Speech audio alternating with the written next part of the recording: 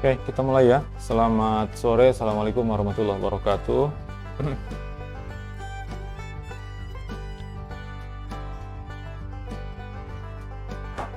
Oke, hari ini nggak ada ngoding, cuma ceramah aja, tausiah. Ya, kita membahas tentang project kita ya. Jadi setelah ini kita akan menyelesaikan project ini. Mudah-mudahan bisa selesai sampai nanti sebelum UAS ya, supaya hasilnya itu betul-betul final sudah gitu. Walaupun nanti bisa masih dikembangkan ya, tapi setidaknya yang minimal yang diperlukan itu sudah terpenuhi ya. Target saya itu adalah kita menyelesaikan masalah, bukan membuatkan aplikasi untuk orang yang minta buatkan. Jadi anggap saja seperti penelitian gitu. Penelitian itu yang diselesaikan itu masalah. Jadi nggak usah kemana-mana. Misalnya bikinkan aplikasi untuk penjualan gitu. Nggak usah segala. Kalau memang hanya penjualan aja. Nggak usah segala penggajiannya dan seterusnya, itu nggak perlu. Itu terlalu luas. Malah nanti akhirnya nggak jelas tuh biasanya. Ya, beberapa kali saya menguji TA, termasuk juga proposal TA itu ngambang di situ. Bahas ini, sebenarnya masalahnya itu apa sih, ditanya gitu malah bingung. Ujung-ujungnya ketahuan akhirnya masalahnya dibuat. Jadi sebetulnya tidak ada masalah, cuman supaya ada buat penelitian, bikin masalahnya. Nah ini yang akhirnya jadi ini ya. Selain itu juga ada pemahaman yang keliru dari pembimbing, bahwa membuat aplikasi itu adalah tujuan akhir dari penelitian. Bukan itu padahal. Sedikit masuk dulu ya. Itulah alasan nanti saya sampaikan ini supaya jelas gitu, bahwa kita ini nanti prakteknya pasti ada kurangnya nanti. Bisa gini nggak, bisa gini nggak. Nah, kita jawab nanti tidak. Kenapa? Fokus kita bukan di situ. Jadi penting nanti ya, pengantar untuk semester 6 nih. Semester 6 ya, metodologi penelitian. Karena bikin aplikasinya itu bukan tujuan dari penelitiannya. Tujuan penelitiannya itu adalah menyelesaikan masalah. Masalah orang apa? Kita bantu selesaikan dengan dibuatkan aplikasi. Kalau hanya sampai aplikasi, pertanyaannya masalahnya selesai nggak? Jawabannya kan dua kan? Bisa selesai, bisa nggak? Nah itulah hasil penelitian. Nah itu yang jadi hasilnya, bukan produknya. Itu disampaikan oleh Profesor Romi Setriawahono. Lihat aja di YouTube-nya ya, itu ada metodologi penelitian, riset metodologi. Beliau juga kasih slide-nya itu sampai 400 halaman. Tapi jelas di situ beliau menyebutkan itu 400 halaman, dan beliau kasih izin, silahkan siapapun yang mau menggunakan slide saya untuk mengajar, diperbolehkan. Tuh, tinggal ganti aja namanya katanya. Ya kalau kita kan sebagai orang yang beradab gitu kan, jangan diganti namanya, kita ngutip aja. Ini katanya siapa, kata beliau, kita masukin. Nah, yang kita bahas nanti di proyek kita itu yang sifatnya penting berdasarkan masalah kita, gitu ya. Yang kita bahas hari ini adalah kita membahas tentang berbasis web proyek kita menggunakan OOP. Jadi OOP-nya yang kita terapkan. Koneksi database-nya pakai OOP juga, terus nanti untuk pengolahan datanya pakai OOP juga ya. Kemudian tinjauan umumnya seperti apa tentang aplikasi kita ini, lalu perencanaan dan persiapan apa. Terakhir kemarin saya sampaikan ada tugas ya. Lumayan lah beberapa hari ya kan, sampai hari Selasa depan. Tapi itu kalau diselesaikan sebetulnya nanti malam udah selesai. Tapi aman karena tidak ada laporan praktikum hari ini. Ya, nggak ada karena nggak praktek kan, cuman tausiah tadi kan. Oke, secara umum nanti aplikasi yang kita buat, pernah dengar istilah digital sign-it nggak? Pernah nggak mendengar digital sign-it? Pernah dengar? Jawabnya harus pernah. Barusan saya sebut. Masa bilang enggak? Orang SI analisis harus kuat ya. Kemarin pertanyaan sore itu sebelum kita tutup belum terjawab itu. Kalau saya minum 1 kali teguk, batal saya. Supaya nggak batal, berapa teguk minumnya? Kalau dianalisis ya. Ini seolah-olah bercanda, padahal beneran tuh jawabannya nanti. Kalau saya minum seteguk aja batal saya. Tapi kalau saya minumnya lebih dari 1 kali nggak batal. Jadi pilih mana minumnya? Seteguk aja apa 2 lebih?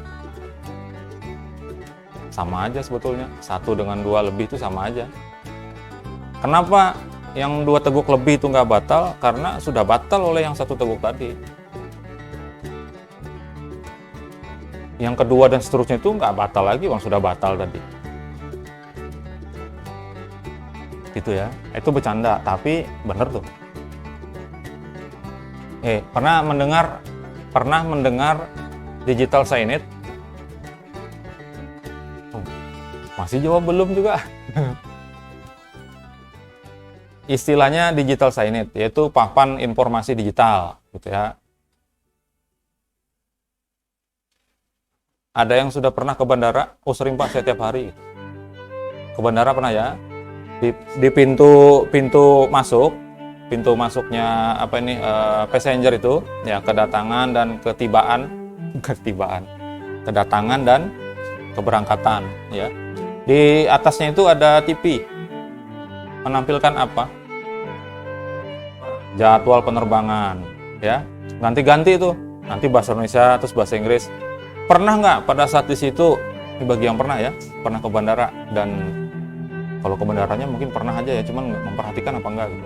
Berapa detik bahasa Inggrisnya terus ganti lagi ke bahasa Indonesia itu berapa detik? Tapi ngelihat ya, kira-kira berapa detik?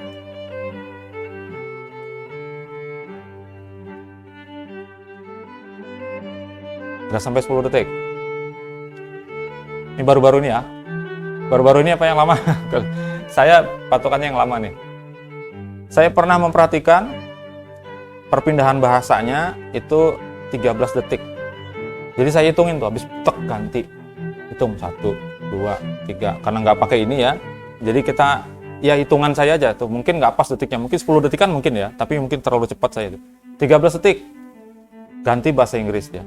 Saya hitung lagi. Begitu ganti, gantung 1, 2, 3. Ganti lagi ke bahasa Indonesia. 13 detik. Nah kemudian di bagian kedatangan ya, di situ saya memperhatikan ada layar itu kebetulan kayaknya itu oleh operatornya lupa di full screen. Ternyata sistemnya berbasis web, karena yang kebuka Firefox. Firefox kan web ya, lupa tekan F11.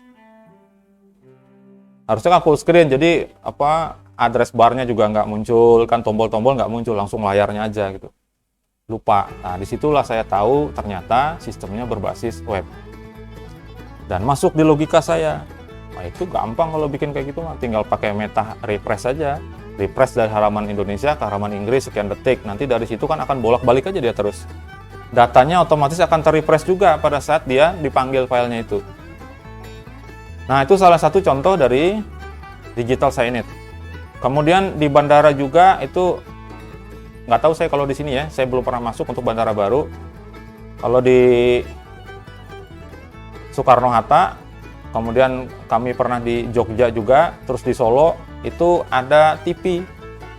Kita jalan ke arah ruang tunggu, di samping-samping itu ada TV berdiri. Ada iklan di situ. Nah, itu juga namanya digital cyanide ya. Terus ada yang pernah ke McD. McD sini. Pernah ya? Kalau pesan, cara melayaninya di sana 2 ya. 2 apa 1? Ada yang dilayani oleh layar saja, maksudnya. Terus ada juga yang kita bisa langsung ke orangnya ya, manual. Terus di depan itu ada berapa TV ketika kita masuk? 2 apa 3? Ayo.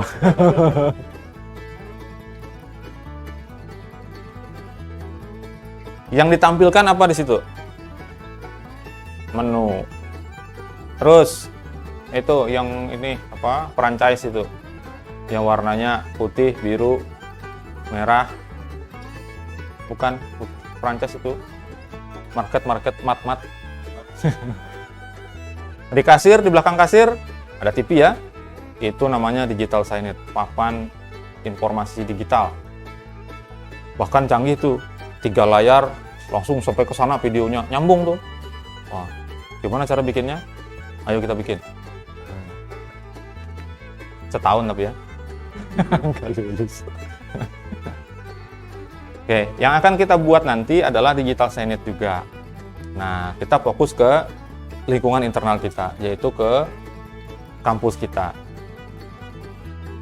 Yang saya rencanakan adalah kita membuat digital signage untuk informasi jadwal seminar proposal TA.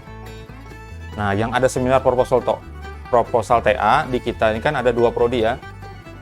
Prodi SI sama prodi SI sama prodi TI. Yang MI? Ya juga. Enggak, mereka nggak ada seminar proposal. Mereka langsung TA aja.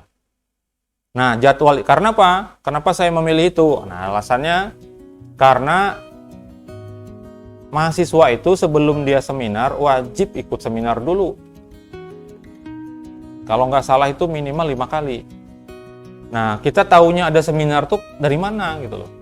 Nah, disinilah muncul idenya kenapa kita nggak bikinkan aja sebetulnya pengumuman misalnya gitu ya, tapi dalam bentuk digital signage itu, taruh TV di depan sana. Sebenarnya kalau memperhatikan, di atasnya pintu masuk kantor itu, kalau ngelihat ke atasnya, ke atas ini, itu ada bracket gantung buat TV.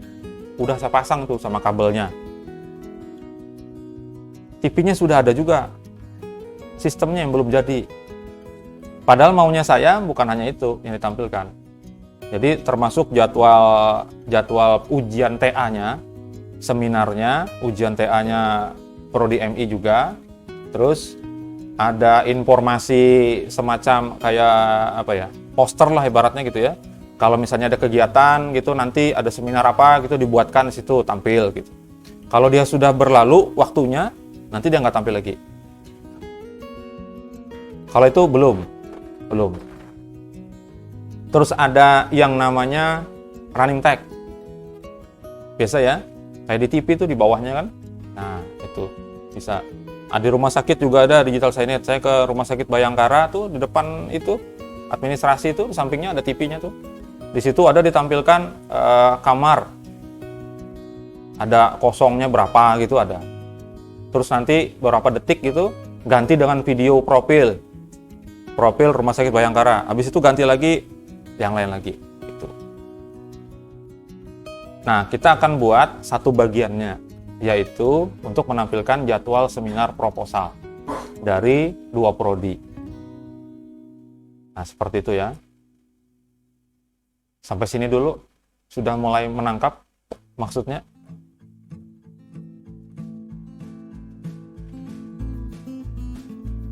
Ini bisa jadi judul nanti nih. Siap-siap. Rebutan pokoknya nih sekelasan. Hati-hati keduluan saya ya. Kalau saya bikinnya bukan cuma programnya, nanti sama alatnya. Ada alat. Yang muslim ya, yang pernah yang saya tahu ada di Masjid Darussalam. 2 layar besar itu. Ya, digital signage juga namanya itu.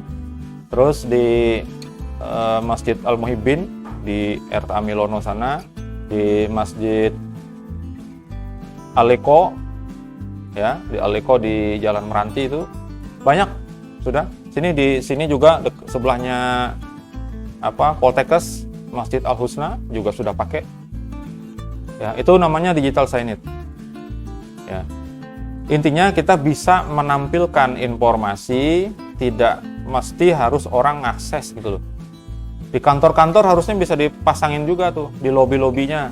Misalnya kalau zaman dulu untuk ada atau tidaknya pimpinan itu pakai kayu yang digeser gitu. Dulu. Harusnya sekarang bisa diganti dengan layar aja di atasnya lobi itu, di atasnya tempat security-nya itu di bagian atasnya pakai layar aja. Misalnya kepalanya sedang tidak ada, misalnya kan kepala tidak ada kayak gitu. Nanti yang ada apa saja harusnya itu bisa kita buatkan. Sudah mulai ada ini ya. Ya bisa buat jadi judul nanti, terutama yang bekerja atau di tempatnya masing-masing. Bisa. Ya. Dan harus fokus, jangan kebanyakan isinya. Nah, gambarannya kira-kira seperti ini. Ini untuk front end-nya. Jadi orang awam ya, yang bukan petugas, dia ngelihatnya ini. Jadi seperti ini, misalnya ada seminar proposal tugas akhir ya, judulnya seperti ini, kapan? Karena kita kan pengen ikut nanti, karena wajib 5 kali minimal. Jadi supaya tahu ada informasi, ada seminar tuh kapan ya lagi ada, misalnya kita bisa lihat di layar itu aja gitu. Kalau kita mau ikut, kalau enggak ya nggak apa-apa juga gitu ya. Dan nanti ditampilkan bukan hanya satu ya, misalnya dalam 1 minggu itu ada berapa kali seminar, kita bisa lihat, kita menyesuaikan dengan jadwal kita pengen ikut yang mana misalnya gitu ya. Nah itu kan lebih memudahkan. Ini contohnya misalnya ya, tampilannya seperti itu. Di sini ada tampilan fotonya, foto mahasiswa yang akan seminar, kemudian ada identitas dia di sini, lalu di sini ada judulnya dan sebagainya, tempatnya di mana, jamnya, dan pengujinya. Pengujinya kasih foto juga sama namanya, misalnya gitu ya. Nanti tampilan ini bukan hanya satu gitu aja, selama setahun gitu aja tampilannya gitu, enggak. Kalau ada 3, nanti dia akan di slide, ya, di slide nanti sekian detik, misalnya sekitar 5 atau 10 detik, dia akan ganti data berikutnya. Habis data yang ditayangkan, balik lagi ke yang pertama. Tuh. Nah, sebetulnya nanti bisa disisipi lagi, ya, disisipi lagi misalnya dengan informasi lain. Jadi setelah slide ini misalnya ada 3 data, di slide sudah 3, pindah dulu ke halaman lain. Nampilkan apa gitu, ya, apakah berita dan seterusnya atau pengumuman gitu ya. Terus setelah itu beberapa detik balik lagi ke yang tadi, supaya tidak monoton. Nah, kita ambil bagian yang kecilnya saja, bagian ininya saja. Ini juga mungkin nggak selesai nanti ya, kalau ngetiknya masih 11 jari. Harusnya 10 aja, karena kebanyakan, jadi lama. Gitu ya. Nah, ini gambarannya kurang lebih seperti itu. Untuk jamnya real time, nanti ada running text-nya yang bisa di teks berjalannya. Jadi informasi itu bukan hanya satu itu aja, tapi bisa kita masukkan informasi yang lain gitu ya. Mungkin nanti ada usul, boleh ya. Nah, kemudian untuk back end-nya lebih kurang seperti ini. Ini standar aja biasa. Ada bagian header-nya, nanti ada bagian menu, ada bagian kontennya, dan footer di bagian bawah. Footer nih copyright-nya siapa gitu ya. Nanti nama masing-masing.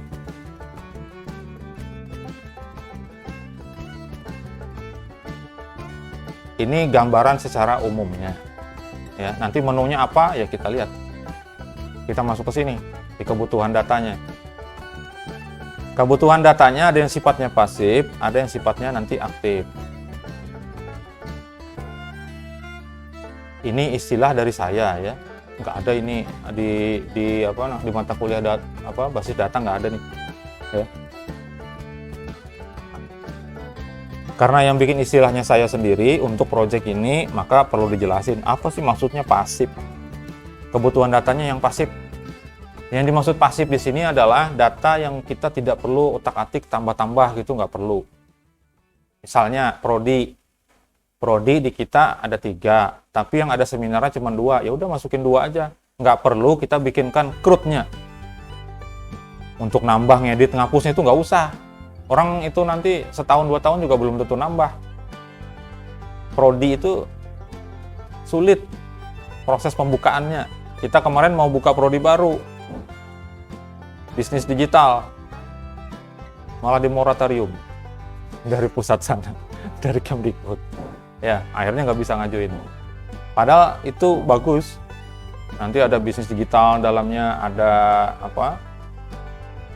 keamanan sistem yang memang merujuk ke bisnis gitu ya. Saya sudah ancang-ancang tuh nyari-nyari referensi kurikulumnya sudah. Moratorium nggak jadi. Jadi bingung lagi tuh mau bikin apa lagi kira-kira ya. Karena bisnis digital kaitannya antara IT dengan ekonomi. Nah, ini kan sudah multidisipliner. Itu bagus. Nah, kalau kita mau bikin yang lain lagi kira-kira apa gitu ya. Kira-kira misalnya antara IT dengan jurusan prodi kecantikan misalnya apa kira-kira ya? Mengaitkannya itu gimana? Bisa jadi nanti dibuka di sini.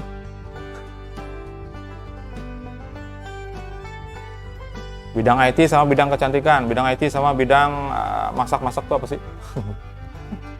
Tata boga, mungkin bisa. Nanti bikin alat yang bisa masak sendiri, sebenarnya sudah ada ya. Tapi kita mempelajari itu gitu, bisa. Nah, termasuk pukul tempat. Pukul ini bukan pukul. Ini yang dimaksud adalah waktunya, kapan, tempat.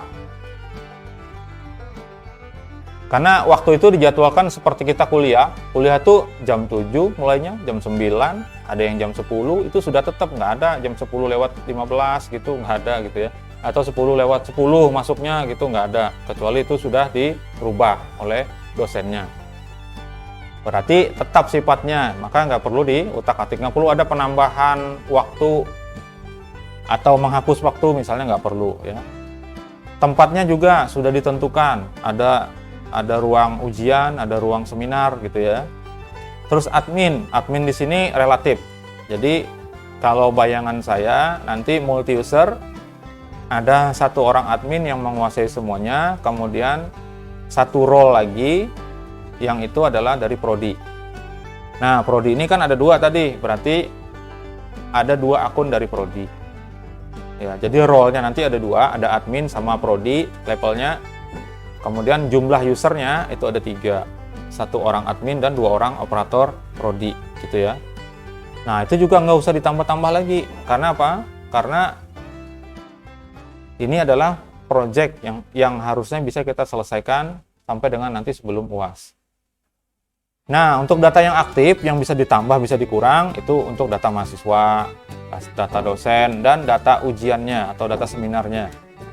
Data seminarnya pasti harus bisa ditambah ya. Karena ada yang mendaftar seminar, kita masukkan di situ kapan dia dijadwalkan.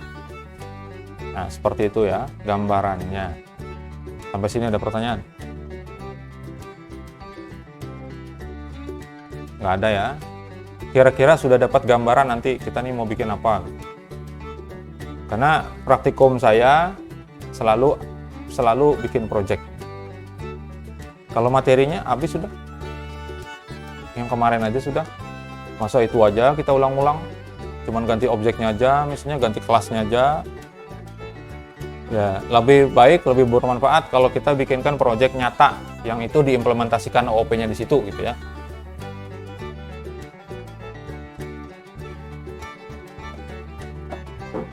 Nah, nanti bagaimana caranya untuk 3 data aktif itu, mahasiswa dan dosen dan ujian itu, kan kalau secara konvensional, secara natif gitu ya, berarti ini ada 3 proses input. Proses nambah data itu ada 3 kali berarti kode untuk insert itu ada 3 kali. Kemudian untuk mengeditnya ada 3 juga. Nanti menghapus kodenya ada 3 juga. Menampilkan ada 3 juga. Berarti jumlah yang harus kita buat untuk root itu ada berapa? Ada 4 dikali 3 sama dengan 13 sama yang hitung. Kalau yang hitung nggak diikutkan, nggak bisa terjadi proses perhitungannya ya. Tapi kalau matematika tetap 12 jawabannya.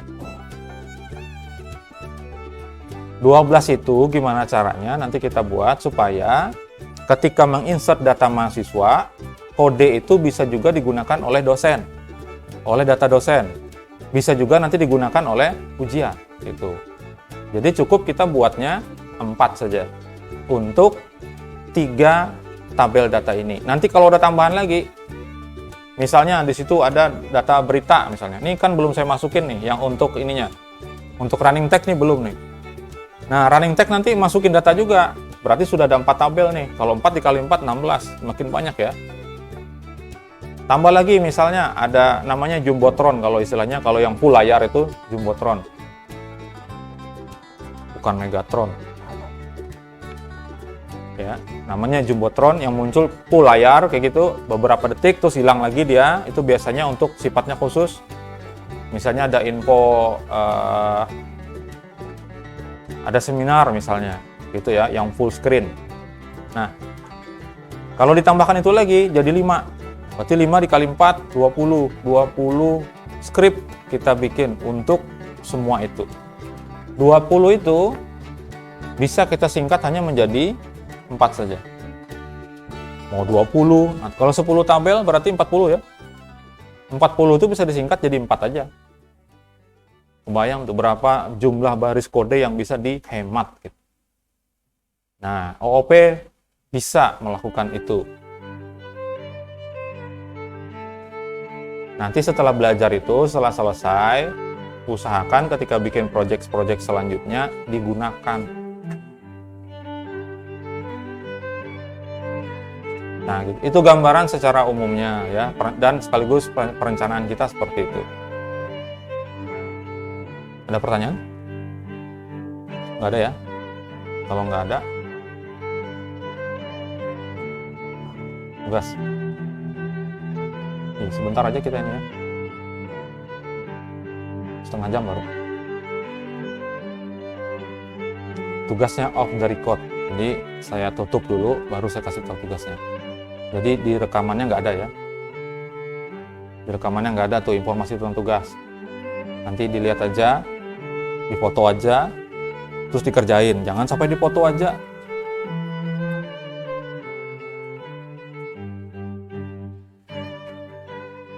Itu sama kayak nanya masuk sama enggak, tapi nggak pernah masuk.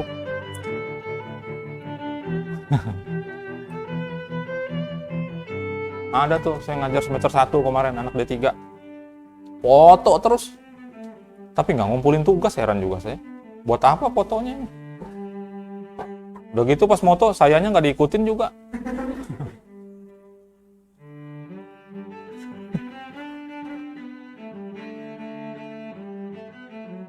Oke, masih belum jelas ya tadi ya. Tapi ada sedikit gambaran lah sudah ya tentang proyek kita nanti. Nanti hasil akhirnya bisa dilihat ya. Ini nggak connect internet sih ya. Jadi kalau ini padahal saya sudah punya beberapa tuh. Bikin prototype lah istilahnya untuk digital signet di pasca IAIN.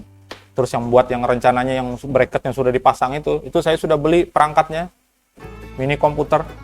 Harganya sekitar 1 juta. Namanya Raspberry Pi. Itu juga yang dipakai di masjid itu. Jadi programnya itu di dalamnya itu web. Jadi komputernya mini sekecil ini aja. Seperti HP ini tapi tebalnya sekitar sejempol gini. Jadi itu nggak ada tombol powernya. Jadi colok itu langsung hidup. Matiin, cabut. Gitu ya. Kejam sekali ya. Kalau komputer kita rusak itu. Ya. Ya, kecil, Raspberry Pi, ya. Bisa. Bahkan itu bisa dipakai buat server juga sebetulnya. Server data itu bisa. Harganya 1 juta tuh Raspberry Pi yang 3B, tipe B, 3 plus. Itu, ya. Sebenarnya mau buat penelitian itu kemarin. Saya sama Pak Ketua. Cuma saya bikin programnya, maksud saya beliau bikin tulisannya.